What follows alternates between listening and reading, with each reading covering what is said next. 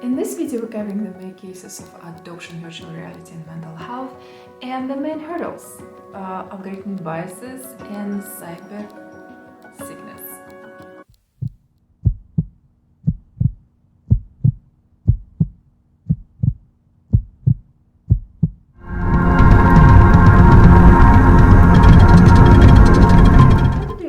Virtual reality in healthcare market size was valued at $2.5 billion in 2022 and is expected to expand at a compound growth rate of 18.8% from 2023 to 2030. Use around in proximal grasp the patient's left ankle, preferably with your Technological advancement and industry digitalization boost the growth and adoption of virtual reality in healthcare, including diagnostics, surgeries, trainings, rehabilitations, and other. But what do we know about mental health? How virtual reality help to improve mental health? Instruction with innovative virtual reality modules, all aimed at improving resilience to stressful situations. The first case of application of virtual reality can be traced to 1957. When one cinematographer, Morton Hellick, decided to stimulate all senses to draw attention of his audience to his storytelling. Since then, virtual reality improved significantly and started to be a lot more interactive. The term virtual reality was introduced in 1987 by Jaron Lanier.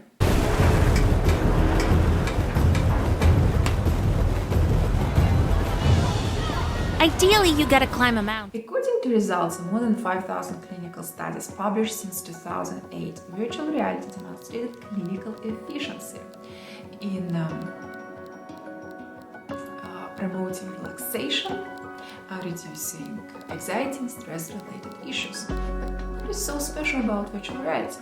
Well, it turned out that cognitive training is actually limited in terms of way it can influence the brain and clinical outcomes. Virtual reality, due to the fact that it's able to gather neurophysiological parameters. Neurophysiological parameters meaning that it can track the movements of your eyes, the movements of your body, position of your head, and connect it to your neurological state. This actually opened the door for multiple opportunities, to work and improve your health condition.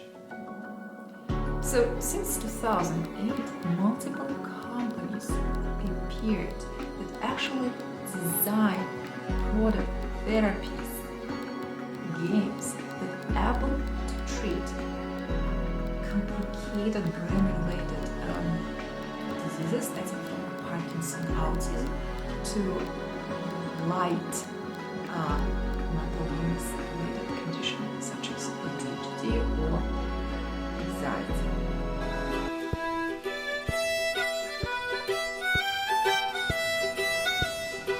Virtual reality is actually open new opportunities for new level of training, new level of rewiring the brain, because it involves multiple senses and connect them to your cognitive reasoning. I believe the best part of that VR brought to us is virtual reality tests is able to provide better diagnosis, meaning that it involves not just pen and paper simple tests. It actually can gather more than 300 neurophysiological parameters and bring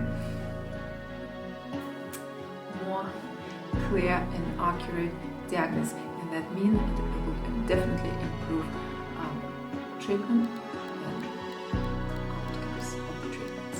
Examples of amazing application of virtual reality in the mental health. First, at Limbics. Limbics develops special programs that treat insomnia, anxiety, and depression for young generation.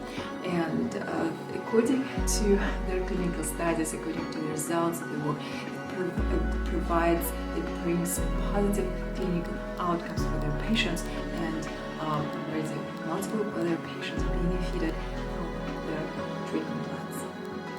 If you have a fear or anxiety or a trauma, exposure therapy is very effective to help you get over that mental health disorder. An amazing case of company is Gilead. They use neurofeedback from your brain to interact with your brain on a deeper level. So they use games, they design games that you can play, and at the same time they can improve interaction with it. It's powered by your brain. Many concerns of virtual reality trainings is actually cyber sickness.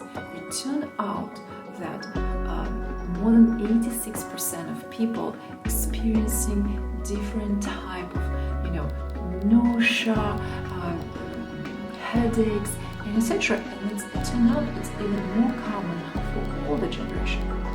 So, what are the ways to overcome cyber sickness? Actually, there are already multiple research available that shows that, first of all, of course, graphical improvements of the game program actually improve the situation with the cyber sickness. But there are multiple tricks, like special type of audio that connected to the movements in the visual representation. And another very important fact that been noticed by Chinese researchers, that self-image, if a person is able to see himself, herself in this video game, in this training, and understand his or her position, it actually help to overcome cyber sickness. I believe it's very interesting and fascinating fact. So if we know, if we can see ourselves in this reality, we're experiencing less nausea, less negative impact.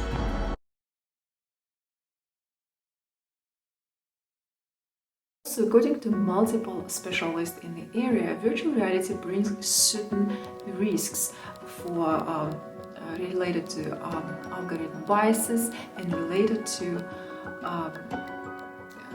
discrimination, identification, and security and other issues. Of course, the systems are able to track not just your name, your age. They're able to track your neurophysiological parameters, meaning that they can find you via neurophysiological parameters. So it brings discrimination on a new level, and it's one thing. Another thing is people in a certain group have issues with usage of those type of product.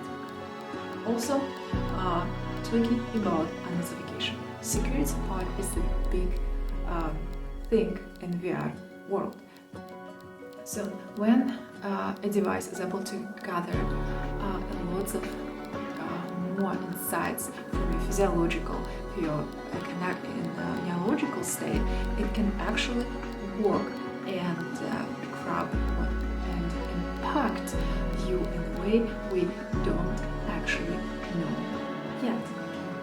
Hopefully we'll discover it in the near future. Overall, virtual reality represents multiple positive